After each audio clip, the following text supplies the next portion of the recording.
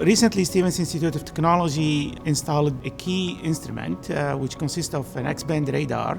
This instrument is unique in the region in the sense that there is no other instrument like it overlooking Manhattan and the New York City area. This instrument is capable of mapping precipitation and other weather phenomena at a very high resolution. The radar we installed was the result of a federal funding request. It's really exciting because there's really nothing like this in the region. There's nothing this powerful. I think Stevens has an ideal location geographically to host an equipment like the radar we deployed. And that's because we are on a hill, basically. And luckily, we are in a building. The UCC, the new building, is the tallest building in the area here on the New Jersey side. So the radar, when it scans the area around it, we don't have any obstruction. This instrument is capable of mapping precipitation in real time. This can almost predict how much it's going to rain in a block-by-block basis in a city. Even the best weather models right now, they are not capable of doing that. And that makes us stand alone, really, when it comes to the capability to generate high-resolution information on precipitation and weather phenomena in the region. So we can support NOAA with this information. We can support different end users.